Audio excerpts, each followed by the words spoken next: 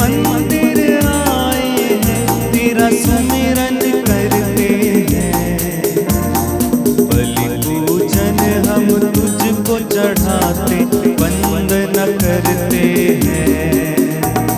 प्रभु तेरे मंदिर आए हैं, तेरा सुमिरन करते हैं। बलि पूजन हम तुझको चढ़ाते, वंदना करते हैं। सकल सृष्टि के सृजनहार, कितना सुंदर तेरा घर। सकल सृष्टि के सृजनहार, कितना सुंदर तेरा घर। जो यहाँ आता आशीष पाता, स्वर्ग राज है वो पाता। जो यहाँ आता आशीष पाता, स्वर्ग राज है वह पाता। प्रभु तेरे मंदिर आए हैं, तेरा सुमिरन करते हैं। बलि पूजन हम तुझको चढ़ाते, वंदना करते हैं। प्रभु तेरे मंदिर आए हैं, तेरा सुमिरन करते हैं। बलि पूजन हम तुझको चढ़ाते, वंदना करते हैं। वंदना करते हैं, वंदना करते हैं। यीशु की स्तुति हो, यीशु की स्तुति हो। यीशु को धन्यवाद, यीशु को धन्यवाद, यीशु को धन्यवाद, यीशु को धन्यवाद, यीशु को धन्यवाद। यीशु को धन्यवाद। पिता परमेश्वर की स्तुति हो, पिता परमेश्वर की स्तुति पिता हो। परमेश्वर को धन्यवाद, पिता परमेश्वर को पिता धन्यवाद, परमेश्वर को धन्यवाद। पिता परमेश्वर को पवित्र धन्यवाद। आत्मा की स्तुति हो, पवित्र आत्मा की स्तुति हो। पवित्र आत्मा को धन्यवाद। पवित्र आत्मा को हे धन्यवाद। पिता परमेश्वर, हे पिता हम परमेश्वर, आपको धन्यवाद देते हैं हम आपको धन्यवाद देते हैं आज के इस नए दिन के लिए। आज के इस नए दिन के आपने लिए। हम सबों के जीवन में आपने हम सबों के जीवन में और एक नया दिन ठहराया है। और एक नया दिन ठहराया है। इस नए दिन के लिए, इस नए दिन के लिए हम आपको धन्यवाद देते हैं, हम आपको धन्यवाद देते और हैं आपकी स्तुति करते हैं। और आपकी स्तुति करते हे हैं। प्रेमी पिता, हे प्रेमी पिता, बीती रात के लिए, बीती रात के लिए, अच्छी नींद के लिए, अच्छी नींद के लिए, अच्छे स्वास्थ्य के लिए, अच्छे स्वास्थ्य के लिए, मन के आनंद के लिए, मन के आनंद के लिए, दिल के खुशियों के लिए, दिल की खुशियों के हम लिए आपको धन्यवाद देते हैं। हम आपको धन्यवाद देते और हैं आपकी स्तुति करते हैं और आपकी स्तुति करते हैं। हालेलुया, हालेलुया, हालेलुया, हालेलुया, हालेलुया, हालेलुया, हालेलुया, हालेलुया। हे प्रेमी पिता, हे प्रेमी पिता, इस वक्त हम सभी लोग आपके पवित्र मंदिर में, आपके पवित्र मंदिर में इस बलिदान को चढ़ाने के लिए, इस बलिदान को चढ़ाने के लिए एकत्रित हुए हैं। एकत्रित हुए हैं। हे प्रेमी पिता, हे प्रेमी पिता, इस बलिदान के द्वारा, इस बलिदान के द्वारा हम सबों को और जितने लोगों ने प्रार्थना मांगी है, उन सबों को इस बलिदान के द्वारा आशीष प्रदान कीजिए, आशीष प्रदान कीजिए, आशीष प्रदान कीजिए, आशीष प्रदान कीजिए। हालेलुया, हालेलुया, हालेलुया, हालेलुया, हालेलुया। हालेलुया। पिता और पुत्र और पवित्र आत्मा के नाम पर आमीन। हम सबों के मुक्तिदाता प्रभु यीशु ख्रिस्त की कृपा, हम सबों से बेहद प्यार करने वाले पिता परमेश्वर का प्रेम और उसी प्रेम में बने रहने के लिए हम सबों की सहायता करने वाले पवित्र आत्मा की सहायता और सहचर्य मेरे प्यारे भाइयों बहनों आप सभी के साथ हो और आपकी आत्मा के साथ। प्रभु ख्रिस्त में प्यारे भाइयों बहनों, फिर एक बार हम सभी प्रभु के पवित्र मंदिर में एकत्रित हुए हैं इस सुंदर बलिदान को चढ़ाने के लिए। और हम सभी जानते हैं हर दिन जब हम लोग प्रभु का इस बलिदान को, प्रेम का महान रहस्य को मनाते हैं, इस बलिदान को चढ़ाते हैं, प्रभु हम सबों को अपने प्रेम से भरता है, अपने अनुग्रह से भरता है, अपने आशीषों से भरता है।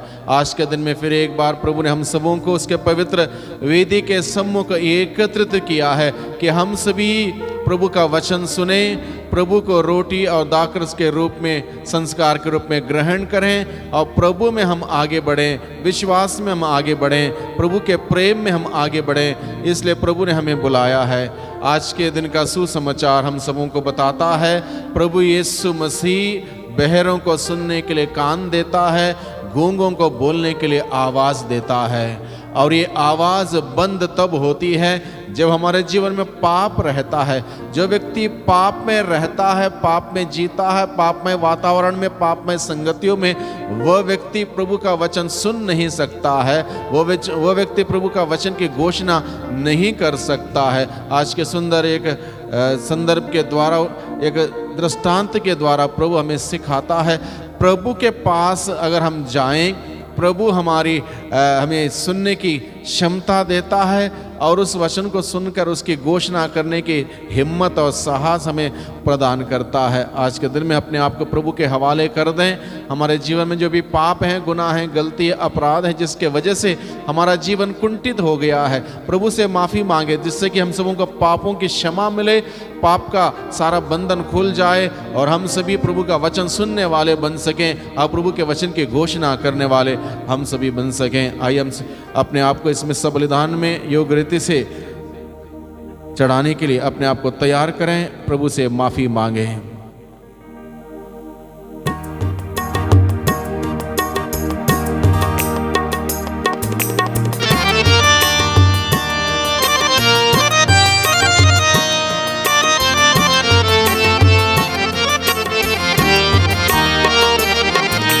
प्रभुवर हम पर दया करो, दया करो प्रभु, दया करो। प्रभुवर हम पर दया करो, दया करो प्रभु, दया करो। हम हैं पापी द्वार खड़े, दूर कर दो पाप हमारे। हम हैं पापी द्वार खड़े, दूर कर दो पाप हमारे, दूर कर दो पाप हमारे, दूर कर दो पाप हमारे। प्रभुवर हम पर दया करो, दया करो प्रभु, दया करो। प्रभुवर हम पर दया करो, दया करो प्रभु। हम नादा तुम नाथ हमारे, दूर कर दो पाप हमारे। हम नादा तुम नाथ हमारे, दूर कर दो पाप हमारे, दूर कर दो पाप हमारे, दूर कर दो। प्रभुवर हम पर दया करो, दया करो प्रभु, दया करो। प्रभुवर हम पर दया करो, दया करो प्रभु, दया करो, दया करो प्रभु, दया करो। सर्वशक्तिमान ईश्वर हम लोगों पर दया करें और हमारे पाप क्षमा कर हमें अनंत जीवन प्रदान करें। आमीन। हम प्रार्थना करें। हे प्रभु, प्रेम पूर्वक अपने परिवार की रक्षा कर और इसे सदा अपनी शरण में संभाले रख। तेरी स्वर्गीय कृपा ही हमारा एकमात्र सहारा है। हमारे प्रभु और तेरे पुत्र यीशु क्रिस्त के द्वारा, जो तेरे तथा पवित्र आत्मा के संग एक ईश्वर होकर युगान युग जीते और राज्य करते हैं। आमीन।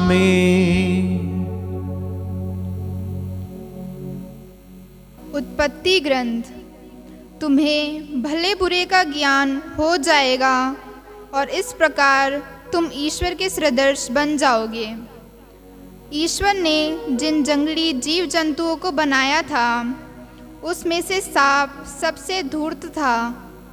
उसने स्त्री से कहा, क्या ईश्वर ने सचमुच तुमको मना किया कि वाटिका के किसी वृक्ष का फल मत खाना? स्त्री ने सांप को उत्तर दिया, हम वाटिका के वृक्षों के फल खा सकते हैं, परंतु वाटिका के बीचों बीच वाले वृक्ष के फलों के विषय में ईश्वर ने यह कहा, तुम उन्हें नहीं खाना, उनका स्पर्श तक नहीं करना, नहीं तो मर जाओगे। सांप ने स्त्री से कहा, नहीं, तुम नहीं मरोगे। ईश्वर जानता है कि यदि तुम उस वृक्ष का फल खाओगे तो तुम्हारी आंखें खुल जाएंगी, तुम्हें भले बुरे का ज्ञान हो जाएगा और इस प्रकार तुम ईश्वर के सदृश बन जाओगे। अब स्त्री को लगा कि उस वृक्ष का फल स्वादिष्ट है, वह देखने में सुंदर है और जब उसके द्वारा ज्ञान प्राप्त होता है तो वह कितना लुभावना है। इसलिए उसने फल तोड़कर खाया। उसने पास खड़े हुए अपने पति को भी उसमें से दिया और उसने भी खा लिया। तब दोनों की आंखें खुल गईं और उन्हें पता चला कि वे नंगे हैं। इसलिए उन्होंने अंजीर के पत्ते जोड़ तोड़ कर अपने लिए लंगोट बना लिए। जब दिन की हवा चलने लगी तो पुरुष और उसकी पत्नी को वाटिका में टहलते हुए प्रभु ईश्वर की आवाज़ सुनाई पड़ी और वे वाटिका के वृक्ष में प्रभु ईश्वर से छिप गए। प्रभु की वाणी। ईश्वर को धन्यवाद। भजन अनुवाक्य। धन्य है वह जिसका अपराध क्षमा हुआ है। धन्य है वह जिसका अपराध क्षमा हुआ है। धन्य है वह जिसका अपराध क्षमा हुआ है, जिसका पाप मिट गया है। धन्य है वह जिसे ईश्वर दोषी नहीं मानता और जिसका मन निष्कपट है। भजन अनुवाक्य। धन्य है वह जिसका अपराध क्षमा हुआ है। मैंने अपना अपराध स्वीकार किया, मैंने अपना दोष नहीं छिपाया। मैंने कहा, मैं प्रभु के सामने अपना अपराध स्वीकार करूँगा। तब तूने मेरा दोष मिटा दिया, तूने मेरा पाप क्षमा किया। भजन अनुवाक्य। धन्य है वह जिसका अपराध क्षमा हुआ है। इसलिए संकट के समय हर एक भक्त तेरी दुहाई दे। बाढ़ कितनी ऊंची क्यों ना उठ जाए, किंतु जलधारा उसे नहीं छू पाएगी। भजन अनुवाक्य। धन्य है वह जिसका अपराध क्षमा हुआ है। हे प्रभु, तू मेरा आश्रय है, तू मुझे संकट से बचाता और मुझे मुक्ति के गीत गाने देता है। भजन अनुवाक्य। धन्य है वह जिसका अपराध क्षमा हुआ है। जय घोष। हालेलुया। हे प्रभु, हमारा हृदय खोल दे जिससे हम तेरे पुत्र की शिक्षा ग्रहण कर सकें। हालेलुया। प्रभु आप लोगों के साथ हो और आपकी आत्मा के साथ। संत मार्कुस के अनुसार पवित्र सुसमाचार। हे प्रभु, तेरी महिमा हो। यीशु तीरुस प्रांत से चले गए। वहाँ सिदोन होकर और देकापोलिस का प्रांत पार कर गलीलिया के समुद्र के पास पहुँचे। लोग एक बहरे गूंगे को उनके पास ले आए और उन्होंने यह प्रार्थना की कि आप उस पर हाथ रख दीजिए। यीशु ने उसे भीड़ से अलग एकांत में ले जाकर उसके कानों में अपनी उंगलियां डाल दीं और उसकी जीभ पर अपना थूक लगाया। फिर आकाश की ओर आंखें उठाकर उन्होंने आह भरी और उससे कहा, एफ्रेता, अर्थात खुल जा। उसी क्षण उसके कान खुल गए और उसकी जीभ का बंधन टूट गया, जिससे वह अच्छी तरह बोलने लगा। यीशु ने लोगों को आदेश दिया कि वे यह बात किसी से नहीं कहे, परंतु वह जितना ही मना करते थे लोग उतना ही इसका प्रचार करते थे। लोगों के आश्चर्य की सीमा न थी। वे कहते रहते थे, वह जो भी कुछ करते हैं अच्छा ही करते हैं। वह बहरों को कान और गूंगों को वाणी देते हैं। प्रभु का सुसमाचार। हे क्रिस्त तेरी स्तुति हो। कृपया बैठ जाएं। हालेलुया, हालेलुया, हालेलुया, हालेलुया, हालेलुया। हालेलुया। यीशु की स्तुति हो, यीशु की स्तुति हो। यीशु को धन्यवाद, यीशु को धन्यवाद, यीशु को धन्यवाद। यीशु को धन्यवाद। प्रभु का जीवंत वचन हम लोगों ने सुना आज के पहले पाठ के माध्यम से, और आज के सुसमाचार के माध्यम से प्रभु का जीवंत वचन हम लोगों ने सुना। वो वचन पर हम लोग इस वक्त मनन चिंतन करें, उस पर विचार करें। जिस प्रकार से माता मरियम ने ईश्वर का संदेश सुनकर अपने दिल में संजोए रखा था, उस पर विचार किया, मनन चिंतन किया और उसके अनुसार कार्य किया। इसलिए हमें भी आवश्यक है, ज़रूरी है कि हम प्रभु का वचन जो सुने हैं उस पर हम लोग इस वक्त मनन चिंतन करें। हालेलुया, हालेलुया, हालेलुया, हालेलुया। यीशु की स्तुति हो, यीशु की स्तुति हो। यीशु को धन्यवाद, यीशु को धन्यवाद, यीशु को धन्यवाद, यीशु को धन्यवाद, यीशु को धन्यवाद, यीशु को धन्यवाद, यीशु को धन्यवाद, यीशु को धन्यवाद। मुख्य रूप से सुसमाचार में हमने सुना एक बहरे और गूंगे को, एक बहरे और गूंगे को यीशु के पास लाया गया और यीशु से जब प्रार्थना की गई, यीशु ने उसे भीड़ से अलग ले जाकर उसके कान में अपनी उंगलियां डालते हुए, उसकी जीभ पर अपना थूक लगाते हुए क्या कहा? एफ्रेता, एफ्रेता यानी कि खुल जा। जैसे ही यीशु ने कहा एफ्रेता यानी कि खुल जा, उसकी जीभ का बंधन खुल गया। वो बहरा था, सुन नहीं सकता था, उसके कान खुल गए, वो सुनने लगा और वो बोलने लगा। हालेलुया, हालेलुया, हालेलुया, हालेलुया, हालेलुया, हालेलुया। यीशु की स्तुति हो, यीशु की स्तुति हो। यीशु को धन्यवाद, यीशु को धन्यवाद, यीशु को धन्यवाद। यीशु को धन्यवाद। कल्पना करते हुए जरा समझने की चेष्टा कीजिए, कोशिश कीजिए। जो व्यक्ति सुन नहीं सकता, जो व्यक्ति बोल नहीं सकता, कितनी उसकी एक पीड़ा होगी, एक तकलीफ होगी उसके अंदर। अपने दुख को, दर्द को, भावना को कुछ भी वो बयान नहीं कर सकता, व्यक्त नहीं कर सकता। कोई भी उससे प्यार से दो शब्द बोले, वो उनको सुन नहीं सकता।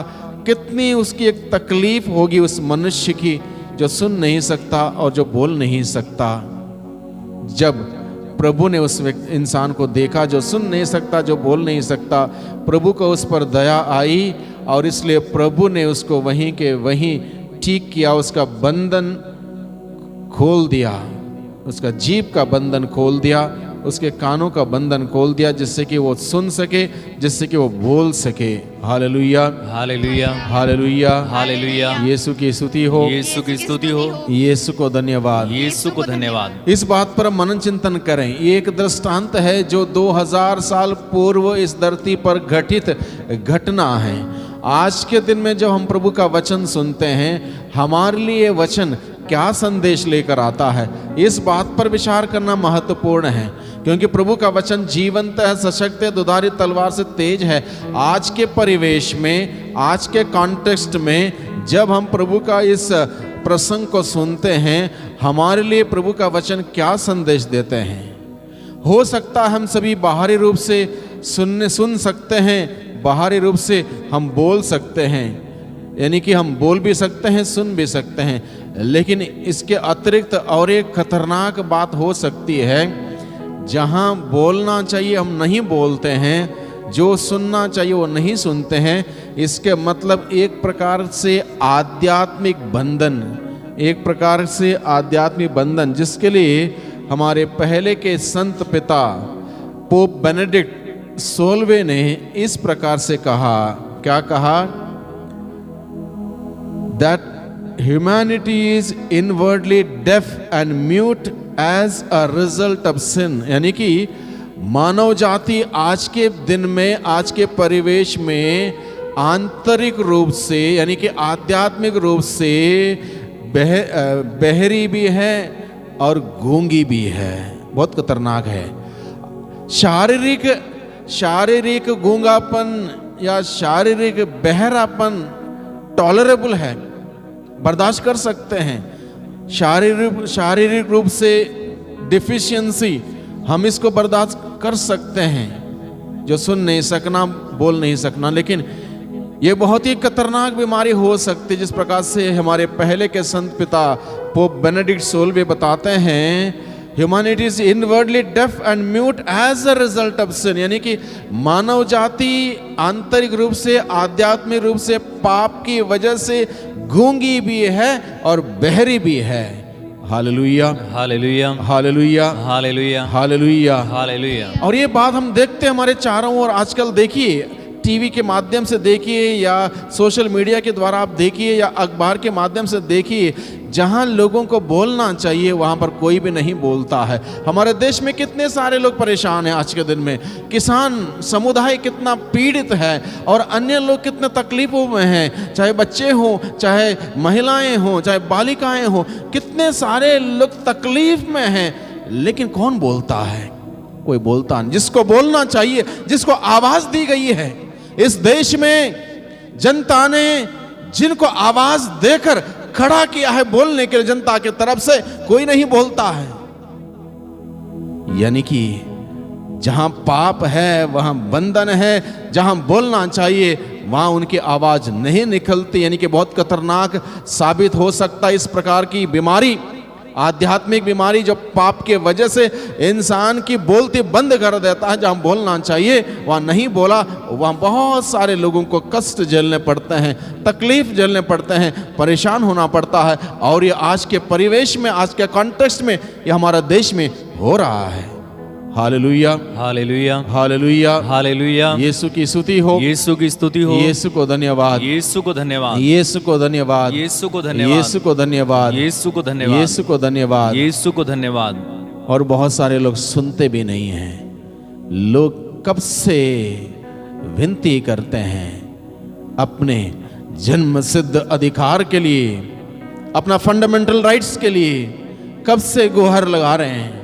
3, 4, 5, 6 महीने हो गए या साल हो गए, कोई सुन नहीं रहा है, कोई सुन नहीं रहा है। जिसको सुनने के लिए वहां पर बैठाया गया वो सुन नहीं रहा है। जनता आवाज लगा रही है, पुकार रही है, चीख रही है, रो रही है, कलप रही है, परेशान है, कोई सुनने वाला नहीं है, कोई सुनने वाला नहीं है।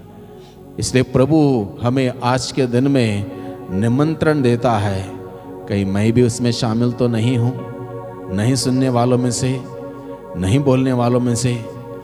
अगर हम नहीं सुनेंगे, अगर हम नहीं सुनेंगे प्रभु का वचन, प्रभु का जीवंत वचन नहीं सुनेंगे, पाप का दास्ता हमारे अंदर, हमारे जीवन में बनी रहेगी।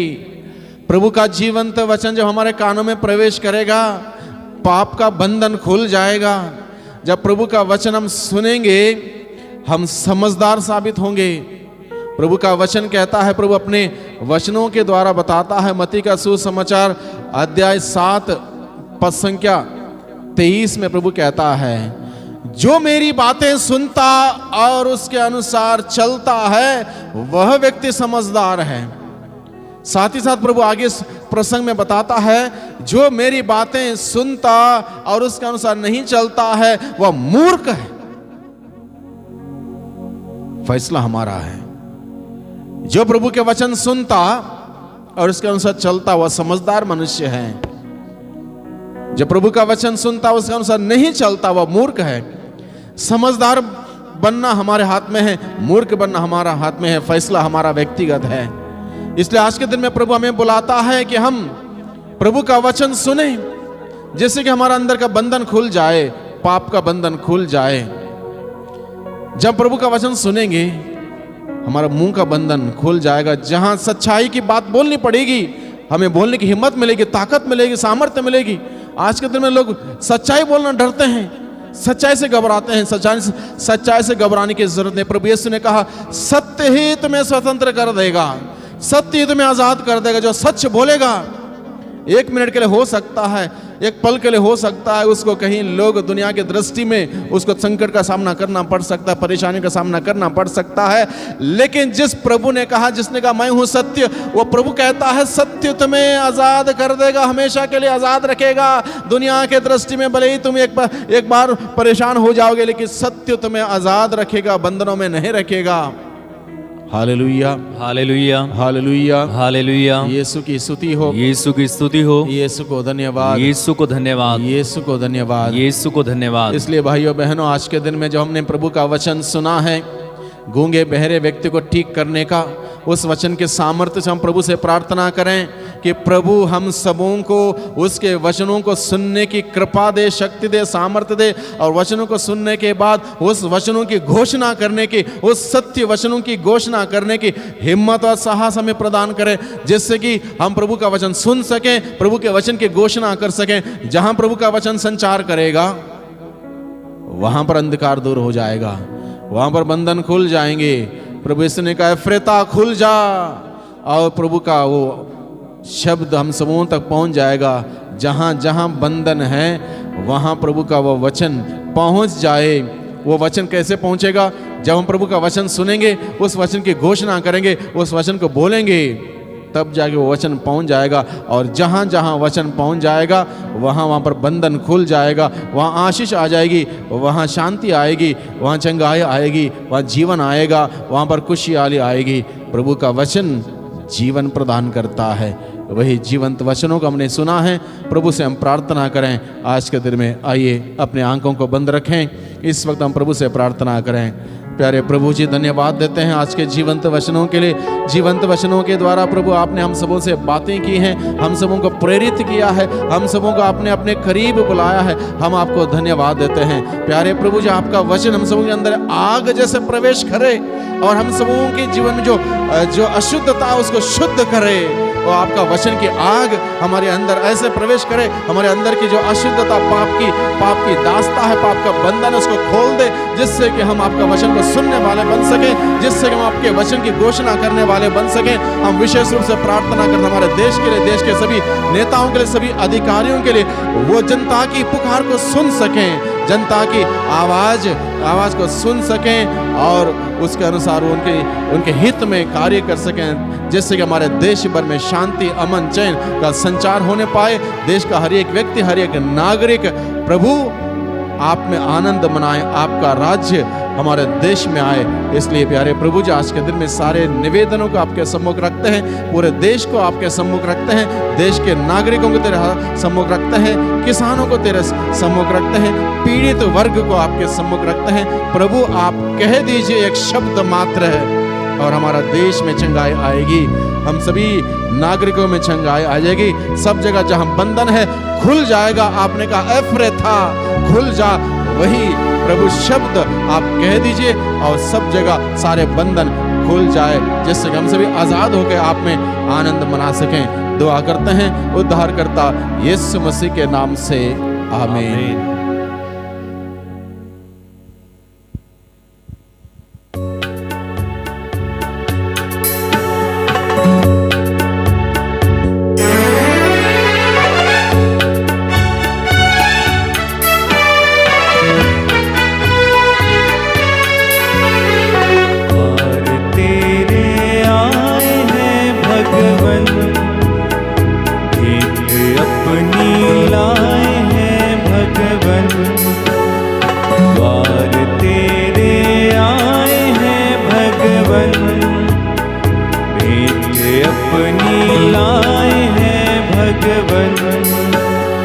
स्वीकारो प्रभु, स्वीकारो प्रभु, स्वीकारो प्रभु।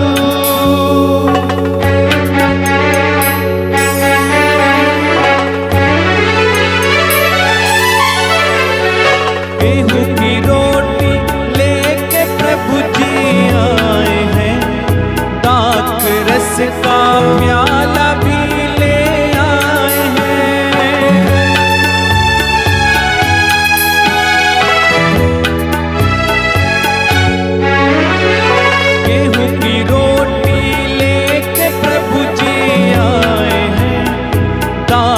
रस का प्याला भी ले आए हैं। पावन कर तू पावन कर दे प्रभु, स्वर्ग के भोजन दे हमें तू प्रभु। स्वीकारो प्रभु, स्वीकारो प्रभु, स्वीकारो प्रभु, स्वीकारो प्रभु। भाइयों बहनों, प्रार्थना कीजिए कि सर्वशक्तिमान पिता ईश्वर मेरा और आप लोगों का यह बलिदान स्वीकार करें। प्रभु अपने नाम की स्तुति तथा महिमा के लिए और हमारे तथा अपनी समस्त पवित्र कलीसिया के लाभ के लिए आपके हाथों से यह बलिदान स्वीकार करें। हे प्रभु हमारे ईश्वर, तूने हमारी दुर्बलता दूर करने के लिए हमें रोटी और दाखरस दिया है। तेरी कृपा से हमारे लिए अनंत जीवन के संस्कार बन जाए। हम यह प्रार्थना करते हैं हमारे प्रभु क्रिस्त के द्वारा।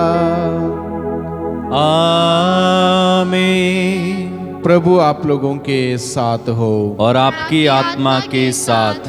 प्रभु में मन लगाइए। हम प्रभु में मन लगाए हुए हैं। हम अपने प्रभु ईश्वर को धन्यवाद दें। यह उचित और न्याय संगत है। हे प्रभु पवित्र पिता सर्वशक्तिमान और शाश्वत ईश्वर, यह वास्तव में उचित और न्याय संगत है, हमारा कर्तव्य तथा कल्याण है कि हम सदा और सर्वत्र तुझे धन्यवाद दें। तूने प्रेम से प्रेरित होकर मनुष्य की सृष्टि की और न्याय के अनुसार जब वह अपराधी ठहराया गया तो दया करके तूने हमारे प्रभु क्रिस्त के द्वारा उसका उद्धार किया। इन्हीं के द्वारा स्वर्गदूत तेरे प्रताप की प्रशंसा करते, प्रभुत्व तेरी आराधना करते और शक्तियाँ तेरे सम्मुख कांप उठती हैं। स्वर्ग और उसका सामर्थ्य तथा धन्य सराफिम एक साथ तेरी अर्चना करते हैं। उन्हीं के स्वर में स्वर मिलाकर हम भी विनम्र भाव से तेरा स्तुति गान करते हैं। पवित्र पवित्र पवित्र प्रभु विश्वमंडल के ईश्वर, स्वर्ग और पृथ्वी तेरी महिमा से परिपूर्ण है। सर्वोच्च स्वर्ग में होसाना। धन्य है वे जो प्रभु के नाम पर आते हैं। सर्वोच्च स्वर्ग में होसाना। हे प्रभु तू वास्तव में पवित्र है, सारी पवित्रता का स्रोत है।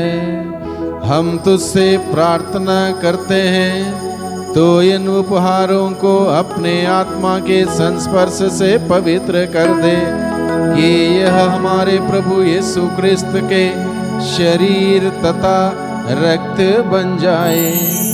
जब वे स्वेच्छा से मृत्यु के लिए सौंपे गए, उन्होंने रोटी ली, तुझे धन्यवाद दिया और रोटी तोड़कर उसे अपने शिष्यों को देते हुए कहा, तुम सब इसे लो और इसमें से खाओ, क्योंकि यह मेरा शरीर है जो तुम्हारे लिए बलि चढ़ाया जाएगा।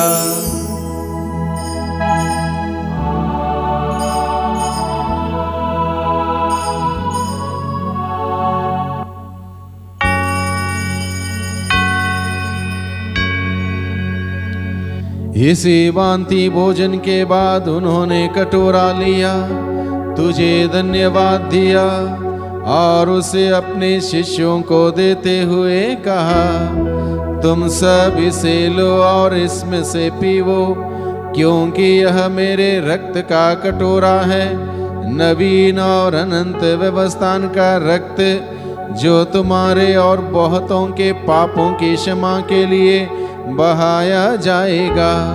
तुम मेरी स्मृति में यह करो।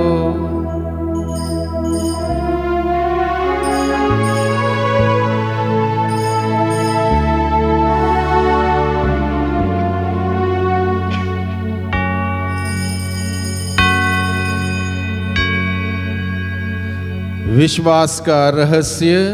हे प्रभु, हम तेरी मृत्यु तथा पुनरुत्थान की घोषणा तेरे पुनरागमन तक करते रहेंगे। इसलिए हे प्रभु, हम क्रिस्त की मृत्यु और पुनरुत्थान की स्मृति में तुझे जीवन की रोटी और मुक्ति का कटोरा चढ़ाते हैं। हम तुझे धन्यवाद देते हैं कि तूने हमें अपने सम्मुख उपस्थित होने और अपनी सेवा करने का सौभाग्य प्रदान किया है। हमारा नम्र निवेदन है कि हम सब क्रिस्त का शरीर और रक्त ग्रहण करके पवित्र आत्मा के द्वारा एकता के सूत्र में बंधे रहें। हे प्रभु, हमारे संत पिता फ्रांसिस, हमारे धर्माध्यक्ष इग्नेशियस और सभी याजकों के साथ विश्व भर में फैली अपनी कलीसिया की सुधीले तथा इसे प्रेम में सिद्ध बना दे। हमारे उन भाई बहनों की भी सुधीले जो पुनरुत्थान की आशा में परलोक सिधार चुके हैं, उन्हें और सभी मृतकों को अपने पुण्य दर्शन का सौभाग्य प्रदान कर हम सब पर दया दृष्टि डाल कि हम भी अनंत जीवन के सहभागी बने और ईश्वर की माता धन्य कुंवारी मरियम, उनके वर धन्य यूसुफ, धन्य प्रेरितों तथा सब संतों के साथ जो युग युग में तेरे प्रति विश्वस्त बने रहें, तेरी स्तुति और महिमा कर सकें तेरे पुत्र यीशु क्रिस्त के द्वारा। इन्हीं प्रभु क्रिस्त के द्वारा, इन्हीं के साथ और इन्हीं में, हे सर्वशक्तिमान पिता ईश्वर, पवित्र आत्मा के साथ सारा गौरव तथा सम्मान युगान युग तेरा ही है। आमीन, आमीन,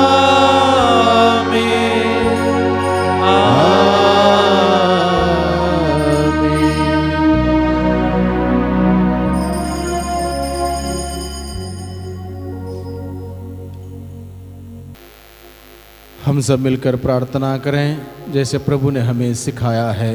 हे हमारे पिता जो स्वर्ग में है, तेरा नाम पवित्र माना जाए, तेरा राज्य आए, तेरी इच्छा जैसे स्वर्ग में वैसे पृथ्वी पर भी पूरी हो। हमारा प्रतिदिन का आहार आज हमें दे और हमारे अपराध में क्षमा कर, जैसे हम भी अपने अपराधियों को क्षमा करते हैं, और हमें परीक्षा में न डाल परंतु बुराई से बचा। हे प्रभु, हम तुझसे प्रार्थना करते हैं सभी बुराइयों से हमें बचा, हर प्रकार की बुरे सोच से, बुरे विचारों से, बुरे कार्यों से, बुरे शब्दों से, बुरे संगतियों से, बुरे शक्ति के आक्रमण से, रोग, बीमारी, तनाव, चिंता, समस्या, दुर्घटना, आलस्य पर, निराशा, घमंड और महामारी से हम सबों को सदाई बचाए रख और इस जीवन में हमें कृपा पूर्वक शांति प्रदान कर। हम तेरी दया से सदा पाप से दूर और हर विपत्ति से सुरक्षित रहें और उस दिन की प्रतीक्षा करते रहें जब हमारे मुक्तिदाता यीशु क्रिस्त फिर आकर हमारी धन्य आशा पूरी करेंगे। क्योंकि तेरा राज्य, तेरा सामर्थ और तेरी महिमा अनंत काल तक बनी रहती है। हे प्रभु यीशु क्रिस्त, तूने अपने प्रेरितों से कहा है, मैं तुम्हारे लिए शांति छोड़ जाता हूँ, अपनी शांति तुम्हें प्रदान करता हूँ। तू हमारे पापों पर नहीं, अपनी कलीसिया के विश्वास पर दृष्टि डाल और कृपा पूर्वक उसे शांति तथा एकता प्रदान कर। तू युगान युग जीता और राज्य करता है। आमीन। प्रभु की शांति सदा आप लोगों के साथ हो और आपकी आत्मा के साथ। परस्पर शांति अभिवादन कीजिए। जी। हे ईश्वर के मेमने, जो संसार के पाप हर लेता है, हम पर दया कर।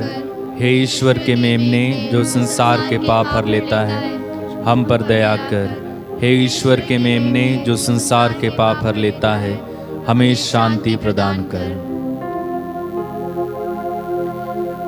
देखिए ईश्वर का मेमना, इन्हें देखिए जो संसार के पाप हर लेते हैं। धन्य है वे जो मेमने के बोझ में बुलाए गए हैं।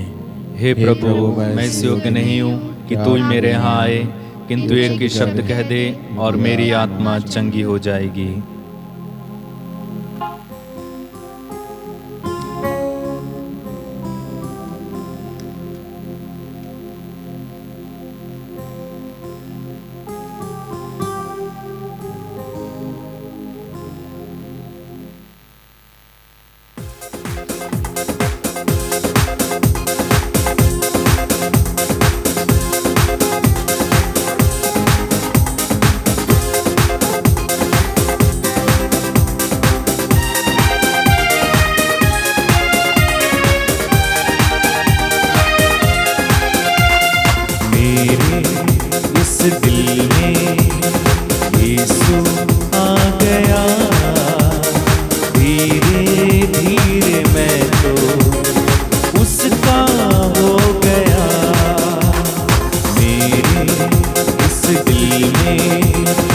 यीशु आ गया, धीरे धीरे मैं तो उसका हो गया।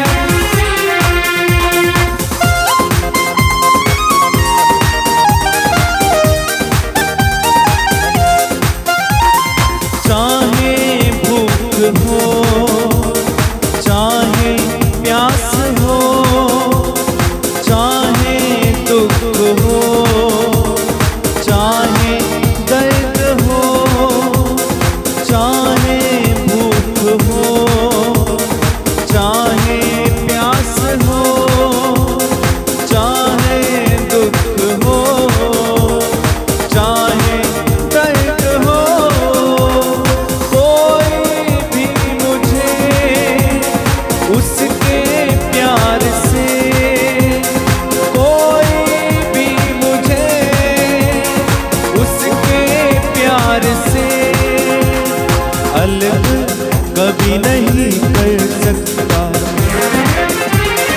मेरे इस दिल में यीशु आ गया, धीरे धीरे मैं तो उसका हो गया।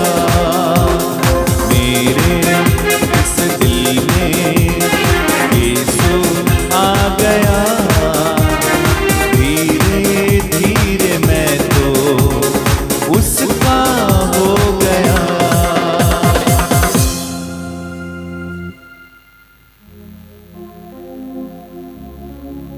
हम प्रार्थना करें। हे ईश्वर, तेरी इच्छा है कि हम एक ही रोटी को खाएं और एक ही कटोरे से पिए। तेरी कृपा से हम ऐसा जीवन व्यतीत करें कि क्रिस्त में एक बन जाए और संसार की मुक्ति के लिए अपने को सहर्ष समर्पित करें। हम यह प्रार्थना करते हैं अपने प्रभु क्रिस्त के द्वारा। आमीन। प्रभु आप लोगों के साथ हो और आपकी आत्मा के साथ। सर्वशक्तिमान ईश्वर पिता, पुत्र और पवित्र आत्मा आप सबों को आशीर्वाद प्रदान करें। आमीन। आप लोग विदा लें, प्रभु की शांति में जीवन बिताएं। ईश्वर को धन्यवाद।